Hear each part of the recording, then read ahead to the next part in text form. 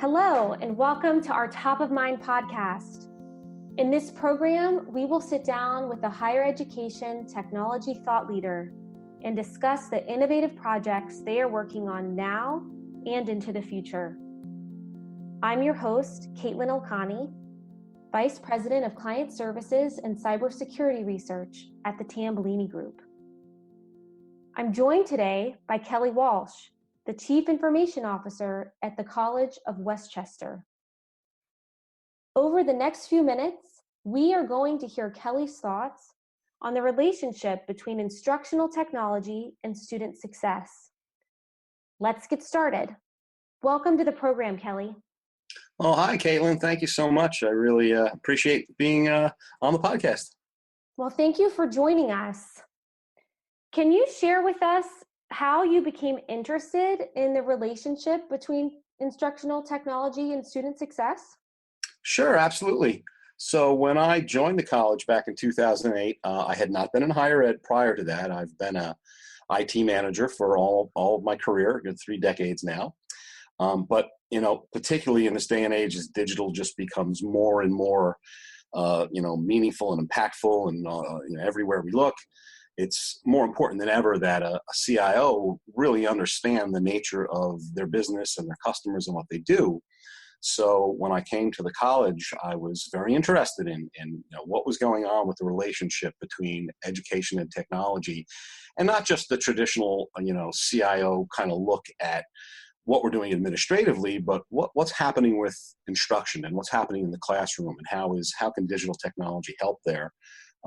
Also, in 2008 was an interesting time as social media and blogging had become an increasingly important part of the whole digital world, and I was very interested in that. So that kind of led me to say, well, let's combine these things. Let me give a shot at blogging and use it as an opportunity to explore some of the things we were looking at the college. So I would just go out, do a little research, share what I saw out there, and ask for people's feedback. And as I got better at sharing my content and putting it out there through social media and leveraging what I was learning about how to blog well, it really sparked a dialogue, and it became a lot of fun very quickly. And it was productive because I was learning things I wouldn't learn otherwise. So as I, spent the last decade going down that road, and I soon started teaching at the college myself, and I spent a lot of time talking with educators, the more time went by, the more the focus became for me, how can it really matter? What can we do with technology that can really help students succeed? And then another fun thing is that led to other kind of spin-off activities. So I'm very involved in Flip Learning. I'm the community manager for the Flip Learning Network at fliplearning.org. I write regularly for University Business Magazine. So it's been a very, very interesting ride. Well, great. It sounds like it. What do you think are some of the ways that your exploration and all of this work you've done with technology and education has impacted your own work as a CIO at the college?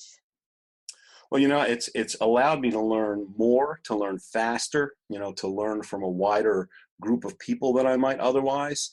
If you think back to the pre-web days, it's always been important for us to connect with colleagues and learn from others, but now we can do it at a scale we just couldn't do it before. So one of the positives of social media is you can build this rich, wide personal learning network and connect with hundreds or thousands of people. So I'm constantly seeing a stream of tips, tools, and techniques, and then I can reach out to people and have a richer dialogue about it. So it's just allowed me to get really immersed in education. And end this relationship between education and instruction and technology in a way that I think would have taken a lot longer back in the pre-web days. One of the just as an example of how these kinds of things come together, a number of years back, it was actually 2014 when we launched this. thinking from the student's perspective, seeing what was happening at that time. Texting had really started to gain a lot of momentum and become a very commonplace thing in 2013, 2014. And while it's not on the instructional side, it's more on the administrative side. I was seeing that, wow, God, it would be great if we could reach out to students this way. And occasionally, somebody, faculty or staff might ask me, can we do that? Or we discovered that some of them were doing it on their own with their own phones, which was a little scary because, there's no record of that kind of communication and what's happening. So these ideas kind of coalesced, and myself and a great programmer I work with brainstormed and realized that we could create a texting interface that would store the information in our student information system. It would be used just to allow staff to text students who had given us permission to text them. And it would be driven by the security of the student information system, so that staff, if they were to text students, it would be about an activity they had permission to text them about. And it was a real win. In fact, we actually won this People's Choice Award from what I think they call the People's Choice Mobile Technology Award, or Mobile Touch Award from Clickatel. The other thing that was awesome about it was very low cost, because we used a very affordable solution from Clickatel, and we wrote the code and leveraged an API of theirs. So it was a real win-win. I mean, we're able to connect now with students who just wouldn't respond to emails or to phone calls. So just one example of how kind of, bringing together those things was really worked well. Yeah, and it sounds like you saw a pretty big uptick in student engagement. Yeah, we were, connecting with hundreds of students a week that we just, many of whom would not respond to to a phone call or to an email. Well, and another thing you've mentioned that you do is teaching. So when you started teaching, how did your work on understanding the relationship between instructional technology and student success influence how you taught? It had a big influence, and not just on how I taught, but what I saw and thought from my role as a CIO. I joke that, my staff probably wasn't too thrilled with this, because now suddenly I was wearing this hat and having this perspective that I didn't before, thinking about opportunities in the classroom to do things better, to make sure things were working well. I wouldn't have really had that perspective so much, even though we try hard to, connect with faculty and pull out of them what their needs are. A lot of times they're just too busy, or for whatever reasons, not really thinking about going to us and saying, how about this, how about that? That was a lot of fun, and that had a big impact on my thinking, and just paying attention to making the technology in the classroom work well, and thinking about doing things that maybe we weren't doing yet. And then, thinking about the students and connection, and, particularly in this day and age, everything's mobile, right? We're all going, making sure all our applications are mobile friendly, or if not mobile only. And we have one thing that would strike me is that our adjunct faculty, it's challenging for them to know about all these great resources we make available.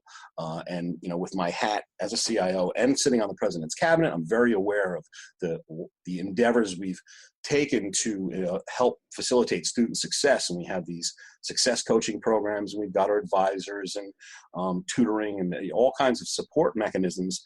But for the adjuncts, it's hard for them to be aware of those things. They're coming in at night, they're not here a lot.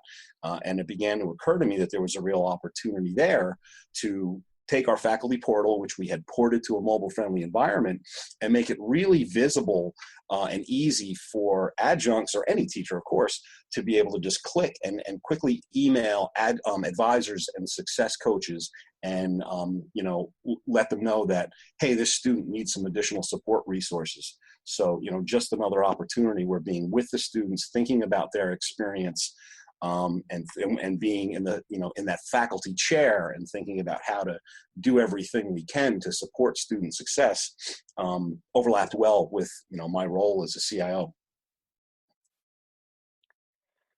Do you have any examples of some of the ways that you made changes once you really started looking at this relationship?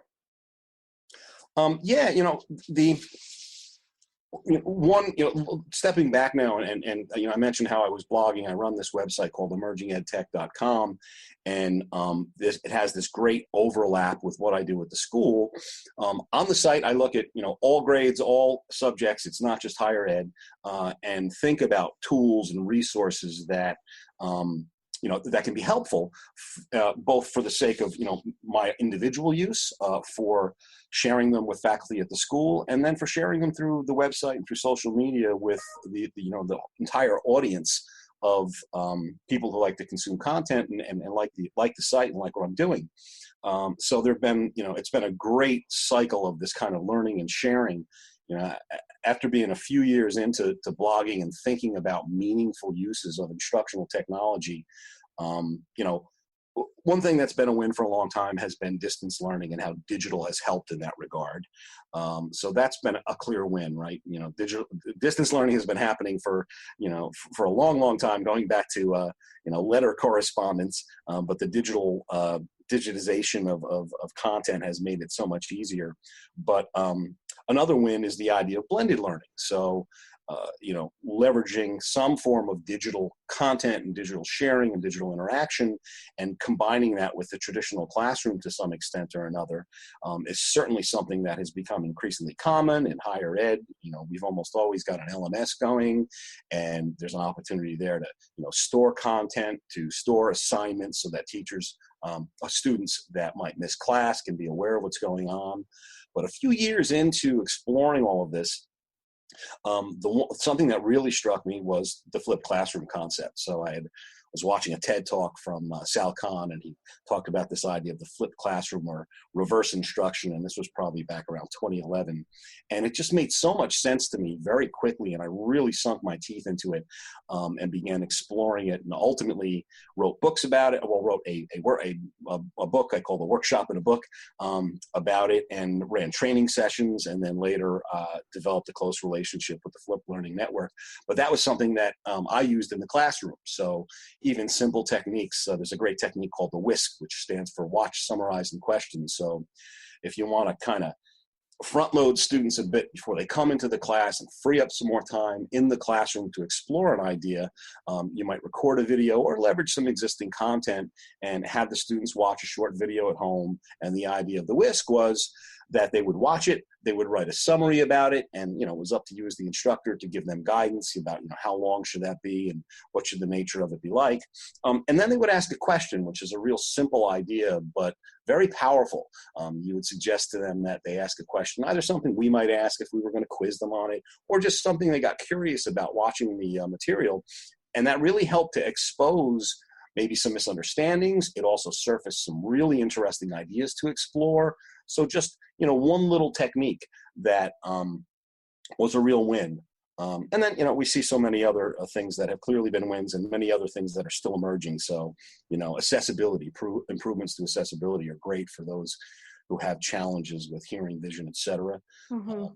And then there's a whole world of fun emerging things, some of which are, maybe not so meaningful, and some of which maybe, and we're still learning. So things like gamification and the whole virtual reality, augmented reality, a lot of really fun things and interesting things happening out there, but not necessarily impacting my classroom. Although I have had some fun with augmented reality applications in the classroom. Well, tell me about the perception when you talk about the flipped classroom. What's the perception among instructors in higher ed of really changing how they may have been teaching for a very long time, in that cultural aspect? We talk a lot to institutions who, when they try to implement big changes, there's a pretty serious pushback from faculty. Oh, great question. And yeah, that is certainly the case. It's been very interesting now that for this is probably my 6th or 7th year really kind of immersed in the flipped classroom, to see how it has evolved. And it continues to grow. In many ways, it's a grassroots kind of thing, interestingly, where faculty who do want to do this and do get interested in it will push for it. There have been some schools, school districts, even university systems that have gone fully flipped, but it's usually not top down. It's usually from the bottom up. And speaking to your point that There's certainly a resistance to changing. Change is hard. And when you're in IT, you get used to it. You become a change agent, but it's hard for everyone. And there certainly is there certainly is pushback.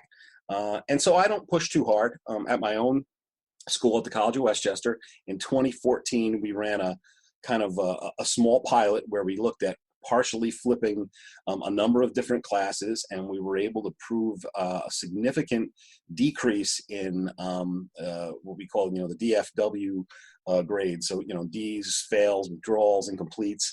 And it was a real win, but it didn't mean that there was a huge change. I mean, we tried to push, we shared our experience, and there was some adoption of the technique. It continues to be, but I think in most schools, it's not uncommon for there to be just one or two people who are doing this. So, it's a balancing act. You can take the approach, as I often have, of, hey, here's a good practice. Here's, an in-depth look at how it works. Here's how it's proven out, and let people make their own decision. And then, of course, there are other types of endeavors we undertake where there may be more of a push from the top end and more support to make something happen, to make changes happen. So, for example, we've pushed very hard to move away from costly textbooks at the college. And I think now about 40% of our courses have no textbook. They're using I shouldn't say that. They have no paid textbooks. So either we're using a high quality OER, open educational resource, or the instructors have created their own content. And that was a case where there was a lot of support all across the institution for that, and faculty got on board, but we had to keep chipping away. So, yeah, overcoming that resistance can be a real challenge. And, you got to decide when it makes the most sense to really have a full court press, and when it makes the most sense to say, hey, here's something to be aware of, and here's resources to support it. And you guys decide how you want to, if and how you want to leverage it. You also mentioned augmented reality and starting to see that coming into the classroom, which I can imagine also feels like a pretty big change for a lot of instructors. Can you talk a little bit about what you're seeing happening with augmented reality now? Sure. Well, so augmented and virtual are interesting because, before people are aware of them and the differences between them, they often get kind of fuzzy. And in fact, there's terms like mixed reality. But for the most part, they're pretty distinct. And one of the big differences is that augmented is easy to get started with. So if you're in high school or above, almost everybody's got that smartphone. And there are a lot of great free AR apps and some low-cost AR apps. So if you're teaching chemistry, for example, there's some great fun apps where, you print out a target image, you download the free app, you point it at the image, and you have this great 3D interactive thing that happens that students get a real big kick out of. The first one I ever played with was called 4D Anatomy, and we have a big allied health program at the school. So it was fun for medical students to be able to use this free tool that would give them an interactive 3D version of the heart, and another one did the human body, and you could tell it, show me just the aorta, show me just, this part of the human body, and it would, layer on and layer off, and you could turn it around and see it from a 3D perspective, and just really neat, fun stuff. And I think it's growing pretty explosively. On the VR side, it's more complicated. You need more of an investment. You need a decent headset. There's low end entry points like Google Class. Not Google Cloud. What is the name of I can't remember offhand the top of my head the name of the Google product, but it's like Google Cardboard. So it's literally, you can buy very inexpensively, like $15, a cardboard fold up that you can put your phone in, but the experience is really not good. Right. So, you need to spend more money, and that's challenging. So I think in some schools where they're starting to experiment more with virtual, they're, maybe in the library, they're buying a couple of good headsets. My son attended Binghamton University, and up there he was working in a lab where they had a couple of these VR headsets, and people could come in and experience that. VR's got a tremendous potential to be a lot of fun, to immerse students literally. So if you're exploring geography or you're exploring science, you can kind of do the magic school bus thing and, go inside the human body in a VR experience. But it's not inexpensive and, so costly to scale up. But it's going to be interesting to see how that plays out. Absolutely.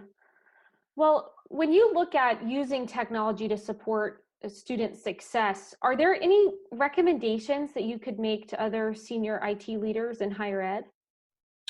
Sure. First and foremost would be try and get in the classroom, try and teach. Obviously, if it's just something that you're not comfortable with, you probably shouldn't, but I think it's very worth having that experience. And then another thing to consider as well is get in the classroom, be a student, partake in an online class. Whatever you can do to get closer to the front lines and understand the student experience and the faculty experience is just huge. And then, listen to your faculty, make sure they're aware that you want to know how you can support them, not just in terms of, gadgets in the classroom, but in terms of anything that will support student success. I think these kinds of these tools like a faculty portal, that sort of application that can be readily available and really make it very visible and easy to them, what kinds of resources are available to help them, can be an eye-opener. And then, learn, just, pay attention, follow an EdTech blog, and learn a little bit about what's going on in that world. So there's a lot of great ways to get closer to that. And I think the first thing is just for them to even be aware and think of it as something they should pay attention to. I've seen that change nicely over the years. 5-6 years ago, when I would talk to other CIOs, they wouldn't, in higher ed, most of them wouldn't be thinking too much about the instructional aspect and the student experience. But now it's become much more common for them. And part of that is because the presidents and the boards are focusing on student success. So they're realizing how important it is. But it always has been and always will be. Well, thanks for all your thoughts today, Kelly. Are there any other observations that you'd like to share with our listeners? Probably the biggest one is, one of the more interesting things for me as I've gone down this road and where I am today is realizing how much teaching is about people. It's about relationships. It's about teachers that really care and want to know a bit about their students and help them succeed, which means that, it's not really about the technology. Technology is a tool. It can be really powerful. It's going to continue to be an important part of education, and I think only more so over time, but we should never forget that it's ultimately about relationships and about that human connection. I'm not a fan of the idea of robotic teaching or displacing teachers. Sure, things like, an AI chatbot can be a huge help for getting students to answer questions, and we're going to see fun things happen with that, like with Jill Watson and the IBM project. But it's ultimately a very human thing and should stay so. Even in online, the more we can bring in face-to-face interaction into the online classroom, the better the experience will be. So I think that's been one of the more interesting and maybe unexpected things that's come out of all this. Great. Well, it's been very interesting hearing your thoughts today. Thank you for sharing with us and our listeners all the work that you've been doing. Well, thank you so much. It's fun. I really enjoy talking about it and connecting with others, and really appreciate being on the podcast. Thanks, Kelly. All right, this brings us to the end of our podcast for this month. Thanks for listening.